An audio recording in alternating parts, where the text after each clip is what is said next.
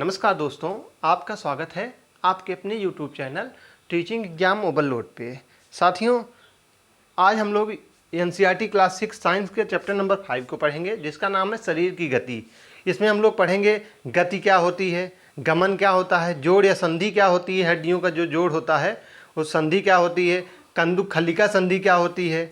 इसके अलावा हम लोग देखेंगे अचल संधियाँ क्या होती हैं और कंकाल क्या होते हैं। बॉडी का पूरा एक एक पार्ट के बारे में पढ़ेंगे, तो अक्षी कंकाल क्या होते हैं। ये सब इंपॉर्टेंट सेशन है, इसको हम लोग अच्छे से पढ़ेंगे, क्योंकि यहाँ से अगर आप लोग सीटेट पेपर 2 की तैयारी कर रहे हैं तो NCERT 6 to 8 साइंस से ही प्रश्न पूछा जाता है। इसके अलावा अगर आप लोग BPSC TRE 4.0 की तैयारी कर रहे हैं तो यह क्लास आपके लिए भी इंपॉर्टेंट है, क्योंकि वहाँ भी NCERT 6 to 10 से ही प्रश्न पूछे जाते हैं। तो हम लोग क्लासेज अपनी स्टार्ट कर दिए हैं। आज हम लोग पढ़ेंगे NCERT क्लास 6 के चैप्टर नंबर 5 को, जिसका नाम है शरीर की गति। और आप लोग को पता ही है, हम लोग सीटेट की बहुत ही बेहतरीन तैयारी करवाते हैं। पेपर 2 के लिए तो हमारी क्लास बहुत ही स्पेशल क्लासेज होती हैं। पेपर 2 के लिए हमारी क्लास बहुत ही फेमस क्लास है।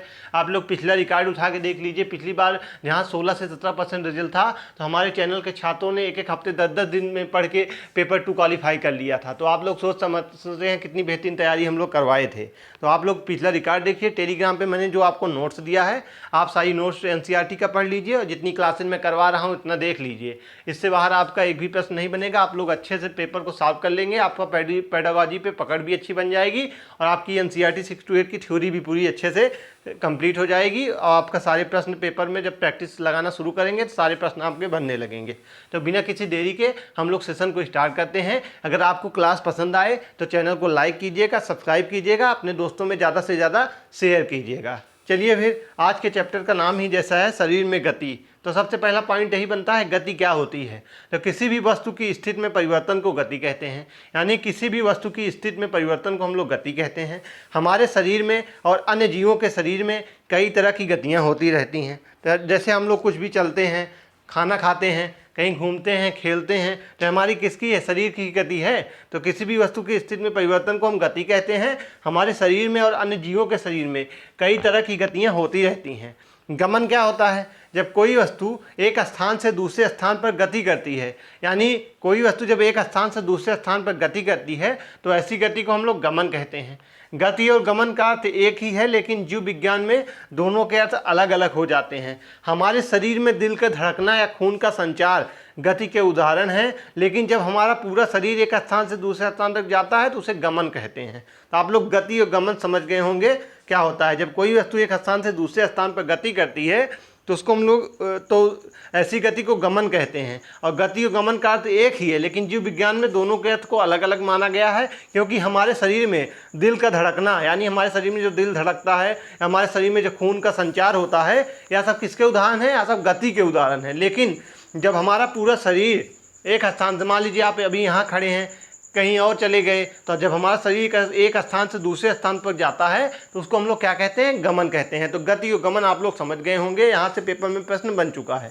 जोड़ क्या होता है या संधि जिसको हम लोग कहते हैं, जब 2 या 2 से अधिक अस्थियाँ हड्डियों का मिलन होता है तो उस स्थान को जोड़ कहते हैं। जब 2 या 2 से अधिक अस्थियों या हड्डियों का मिलन होता है तो उस स्थान को जोड़ कहते हैं। 2 हड्डियाँ आपस में लिगामेंट या अस्थिरज्जु से जुड़ी होती हैं।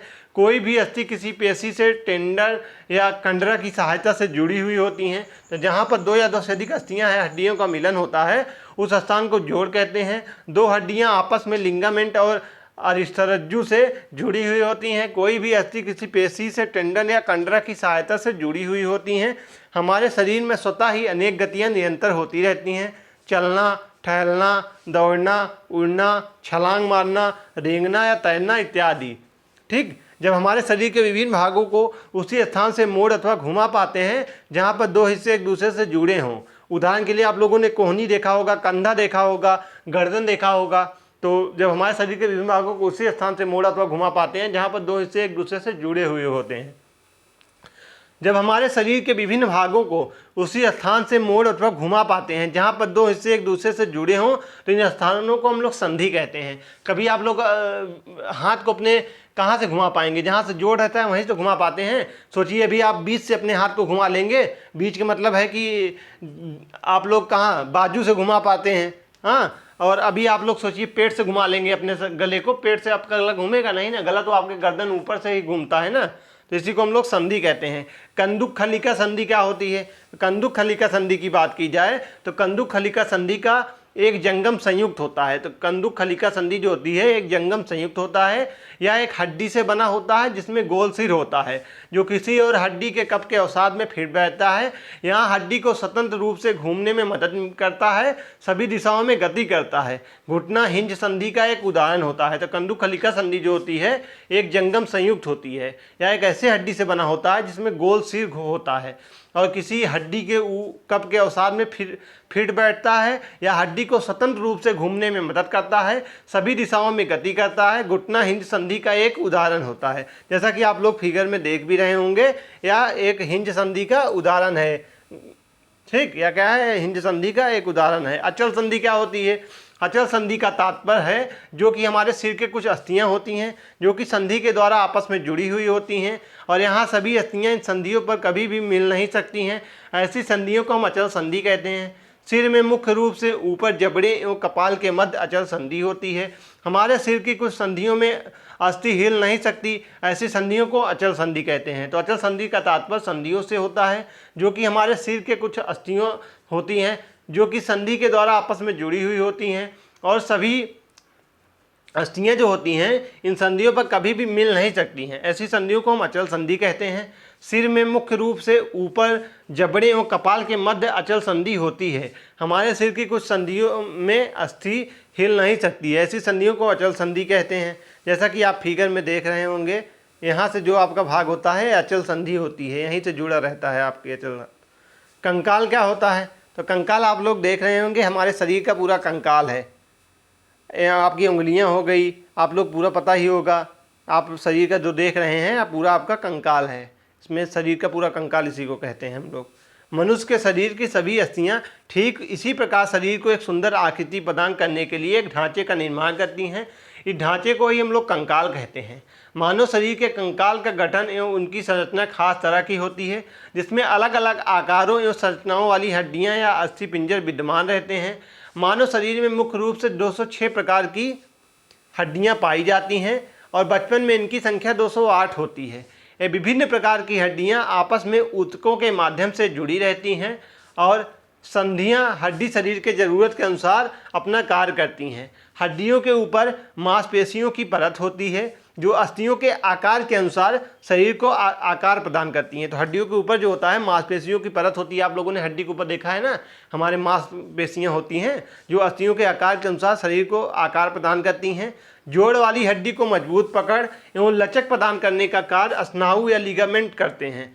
कुछ अस्थियों के मध्य में डिस्क के समान मौजूद रहती हैं जो हड्डियों को मजबूत करने का कार्य करती हैं और उन्हें उनकी जगह पर स्थिर रखती है। कंकाल के मुख्य रूप से दो भाग होते हैं, बाहरी कंकाल एवं आंतरिक कंकाल। बाहरी कंकाल शरीर के बाहरी भागों से पाया जाता है, जैसे कुछ मछलियों के सख्त सल्क होते हैं, कछुओं का खोल आदि बाहरी कंकाल का उदाहरण होता है। वह यह इन जीवों की रक्षा करने का कार्य करता है। इसके अलावा आंतरिक कंकाल शरीर के अंदर सभी कशेरुकी जीवों में पाया जाता है। यह शरीर को सही आकार प्रदान करता है। मनुष्य का कंकाल तंत्र मुख्य रूप से दो भागों से मिलकर बना होता है जिसका विवरण इस प्रकार है। अच्छी कंकाल क्या होता है? जैसा कि आप फिगर में देख रहे होंगे, यह आपका एक अच्छी कंकाल होता है। यह कंकाल तंत्र का मुख्य अंग होता है जो कि यह शरीर का अक्ष का निर्माण करता है, इसलिए इसे अच्छी कंकाल कहा जाता है। इसके अंतर्गत मनुष्य की खोपड़ी आती है, मेरुदंड हो गया, पसलियाँ हो गई, छाती की अस्थियाँ आती हैं। इसको ही हम लोग क्या कहते हैं? अच्छी कंकाल कहते हैं। खोपड़ी क्या है? तो खोपड़ी आप लोग जो फिगर में देख रहे होंगे या हमारी खोपड़ी है। खोपड़ी में 22 प्रकार की अस्थियाँ पाई जाती हैं। तो खोपड़ी में कितने प्रकार की अस्थियाँ पाई जाती हैं? 22 प्रकार की पाई जाती हैं, जिसमें से 8 हड्डियाँ संबंध रूप से मनुष्य के दिमाग को सुरक्षित रखने का कार्य करती हैं और इस संरचना को कपाल कहते हैं। और अन्य 14 अस्थियाँ मनुष्य के चेहरे का निर्माण करती हैं। मनुष्य के कपाल की सभी हड्डियाँ अस्थि जोड़ या सीवानों से मजबूती पूर्वक जुड़ी रहती हैं।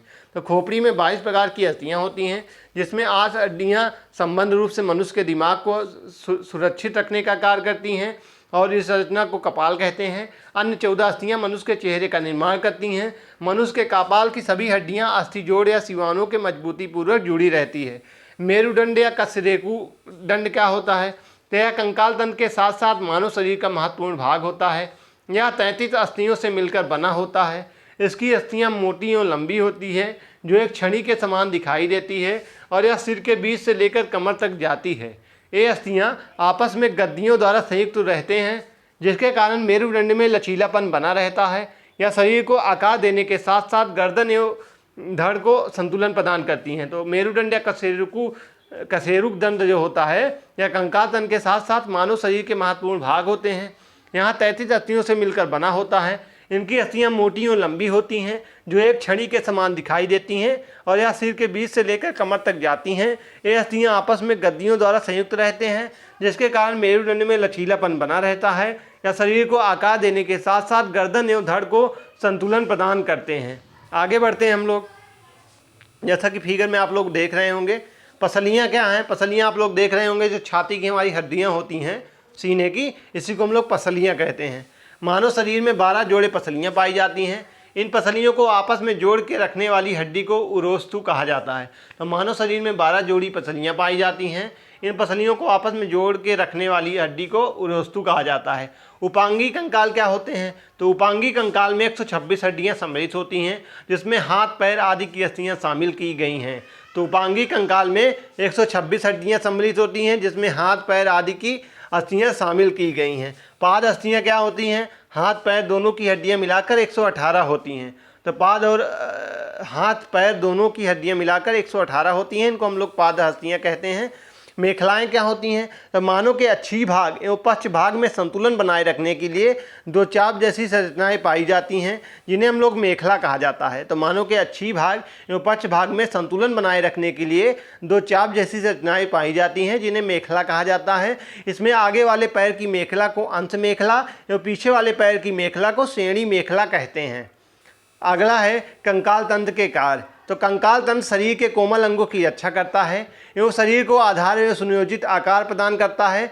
यह लाल रुधिर कणिकाओं का निर्माण करता है जिससे शरीर को पर्याप्त पोषण एवं शक्ति मिलती है। यह मांसपेशियों को आपस में जोड़ के रखता है एवं हड्डी और पेशी के जोड़ को टेंडन कहते हैं। तो कंकाल तंत्र शरीर के कोमल अंगों की रक्षा करता है एवं शरीर को आधार और सुनियोजित आकार प्रदान करता है।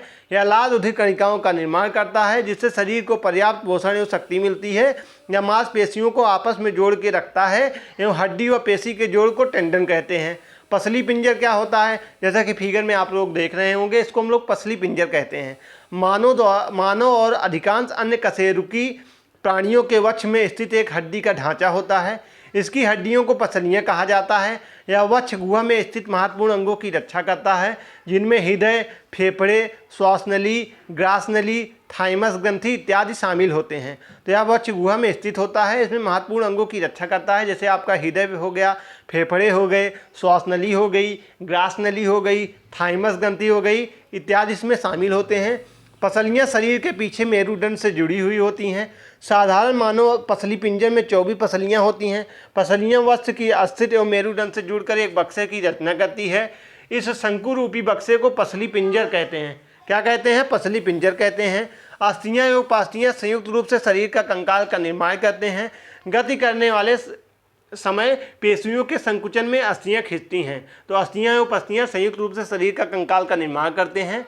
गति करते समय पेशियों के संकुचन में अस्थियाँ जो होती हैं खिंचती हैं। पसली पिंजर का कार्य। तो पसली पिंजर शरीर के कोमल अंग जैसे फेफड़े और हृदय की रक्षा करते हैं। तो पसली पिंजर का जो कार्य होता है यह शरीर के कोमल अंग जैसे फेफड़े और हृदय की रक्षा करता है। केंचुए में गति शरीर की पेशियों की बारी बारी से विस्तरण और संकुचन से होता है। तो केंचुए में जो गति शरीर की पेशियों के बारी बारी से निस्तारण और संकुचन से होता है। पेशियों के जोड़े में एकांतर क्रम में सिकुड़ने और फैलने से अस्थियाँ गति करती हैं। मछली के शरीर पर पंख होते हैं जो तैरते समय जल के संतुलन बनाए रखने में एवं दिशा निर्धारण में सहायता करते हैं। चलिए आगे बढ़ते हैं। तो आज का सेशन यही समाप्त होता है। आज के सेशन में हम लोगों ने एनसीईआरटी क्लास 6 के साइंस के चैप्टर नंबर 5 को पढ़ा, जिसका नाम था शरीर की गति। इसमें हम लोग गति के बारे में पढ़े, गमन क्या होता है, जोड़ संधि आदि के बारे में पढ़ा, जो कि एक इम्पॉर्टेंट चैप्टर था। यहाँ से पेपर में प्रश्न बनते हैं। तो आपका बायोलॉजी सेक्शन में भी आता है, लेकिन एनसीईआरटी में तो अभी साइंस बुक में ही आपको दिया है, लेकिन आप लोग बायोलॉजी पढ़ेंगे तो आपका बायोलॉजी सेक्शन में आता है। तो बायोलॉजी से सबसे ज़्यादा कंपटीशन एग्जाम में प्रश्न पूछे जाते हैं। साइंस में सबसे ज़्यादा बायोलॉजी से ही प्रश्न बनते हैं। तो आप लोग सोच सकते हैं कितना इंपॉर्टेंट चैप्टर था। आप लोग कमेंट में ज़रूर बताइएगा आपको ये चैप्टर कैसा लगा। तथा ये अगर आपको चैप्टर पसंद आए, क्लासेज अच्छी लगे तो आप इस वीडियो को ज़्यादा से ज़्यादा शेयर करिए, लाइक करिए, सब्सक्राइब करिए। तथा आप लोग इस क्लासेज की नोट्स और PDF प्राप्त करना चाहते हैं तो डिस्क्रिप्शन बॉक्स में टेलीग्राम का लिंक दिया हूं, आप लोग उस लिंक से जुड़ जाइए। वहीं पे आपको क्लासेज की नोट्स और PDF प्रोवाइड की जाती हैं। चलिए फिर आज के सेशन को मैं समाप्त करते हैं। कल फिर मिलते हैं किसी नए सेशन के साथ। तब तक के लिए जय हिंद, वंदे मातरम।